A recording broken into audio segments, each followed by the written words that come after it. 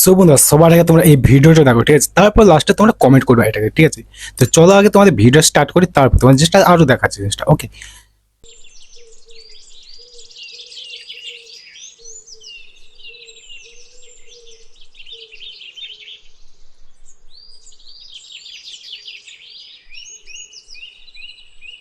So বন্ধুরা, এইভাবে যে আমাদের জঙ্গলে এত সুন্দর সুন্দর পশু পাখিগুলা যে চিল্লাচ্ছে, সেটা কারণ কি বলো দেখে তোমরা?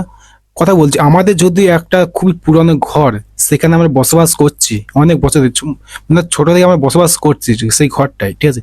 সেই ঘরটায় যদি কেউ যদি একজন এসে সেই ঘরটা কবজা করে নেয়, তাহলে সেটা তোমাদের কিরকম লাগবে? সেম জিনিসটা হয়েছে এই পশু পাখিগুলোর জন্য। এত সুন্দর সুন্দর পাখিগুলা যে আছে, তাদের ঘরগুলা নষ্ট করে দিচ্ছে। আসল কথা, জঙ্গলটা নষ্ট করছে সামান্য একখানা আহ, ঘর বানাবার জন্য, মানে একটা সমাজ শহর বানাবার জন্য ওই জায়গাতে এত বড় জঙ্গলটা নষ্ট করে দিচ্ছে। গভর্নমেন্ট তো সেটা অ্যাপ্লাই করেছে, মানা তো করেছে, এটা আমি এত বুঝতে পারলাম না। সেটা সরকারই বলবে।